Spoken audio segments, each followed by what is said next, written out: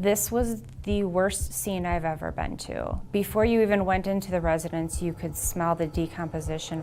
At a quiet suburban home in Waukesha, Wisconsin, investigators walk into a scene that is straight out of a horror movie. At the time that I got there, we knew that there were 2 bodies found. Right away, we were asking questions. Where is their kid? Are they going to find the body? They found 2, and maybe there's a 3rd. As terrifying as this situation is, this case becomes something so much bigger and darker. Once you're behind the curtain, it's very difficult to know what's going on back there. On February 28th, 2025, deputies walked into a house in the quiet Milwaukee suburb of Waukesha, Wisconsin, and knew before they'd even crossed the threshold that something was terribly wrong. The smell of decomposition was already in the air outside. Inside, they found 2 bodies, each wrapped in blankets and towels, a woman near the front entry, still zipped into her winter coat as though she'd just walked in the door, and a man in a small home office down the hall. Once investigators go inside, they find a house of horrors.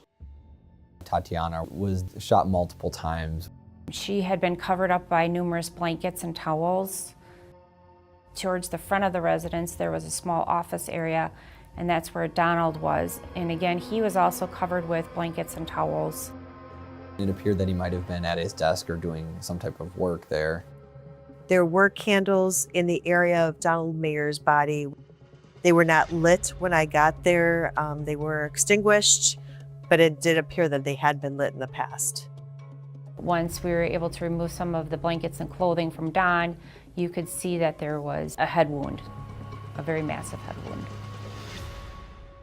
Shot in the head at his desk. The house looked ransacked, pictures pulled off the walls, closets emptied onto the floor, drawers pulled out and searched.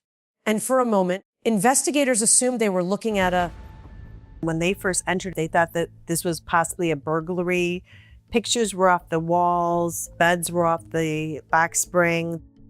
If you had gone into the closets, all the clothing was off any shelving units. It was laying all over the floor. It definitely looked like someone had gone there and burglarized the residence.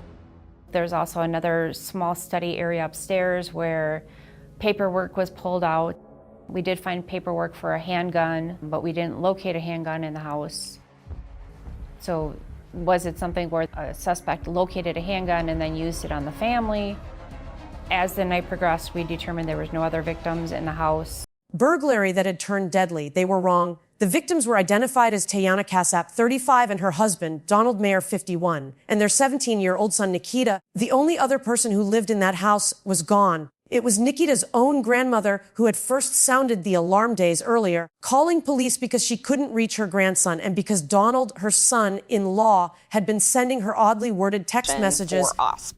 The call comes from 17-year-old Nikita Casap's grandma. She's concerned about him, she's worried, she doesn't know where he is. When Nikita's grandma reported that he wasn't attending school and that he was missing, we also received a report from the Waukesha School District on the same time. And so that's when we started kind of looking into what was going on. Nikita's grandma also tells police that she has this strange feeling about her son, Donald Mayer. This is Nikita's stepdad. Apparently, he wasn't feeling well.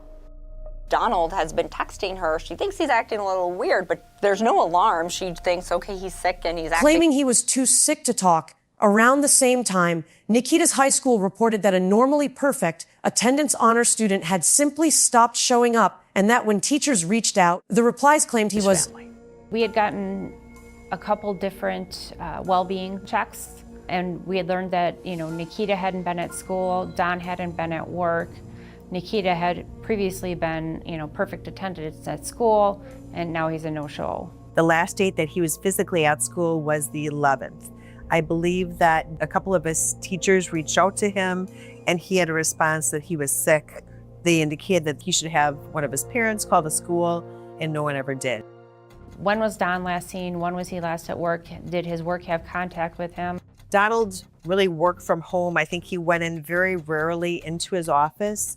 As his boss was reaching out to his employee, there were responses back on text messages or emails indicating, I'm sick, When his boss wanted to talk to him, I believe he started responding that he doesn't have a voice and therefore he can't talk. So he was texting into work since the 11th, and the text didn't always make sense. He would make poor excuses like saying he had conjunctivitis, and then make comments that his throat was sore. And so the symptoms wouldn't always line up with diagnoses. Too sick to come in. As investigators pulled surveillance footage from neighboring homes, they were able to pin down the last time the family's vehicles had come and gone. February 11th. That meant Nikita had potentially been alone in that house with his parents' bodies for more than 2 weeks. We also received information from the neighbor's Ring camera, which was able to determine, kind of narrow down the time of death, because we saw when Donald and Tatiana's cars were last seen leaving and coming back to the residence. But this is one of those cases where police are racing against the clock. What happened to Nikita? He's not there, the dog's not there. Was he kidnapped? Was this for money? Nikita was not at the residence, so then was he a victim or was he a suspect? We knew that there was a vehicle missing from the residence. I mean, it just kept piling on that something's going on here. Something's wrong.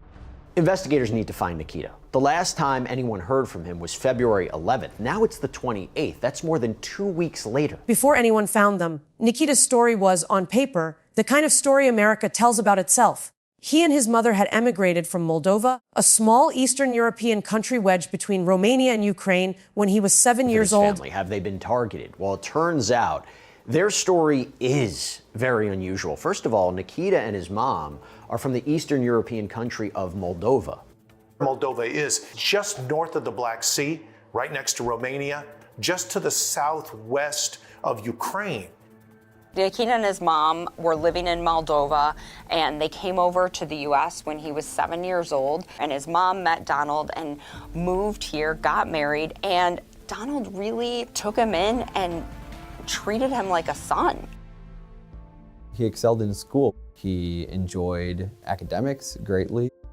He kind of got transplanted right into the American dream and grew up in a nice house, in a nice neighborhood, going to a nice school.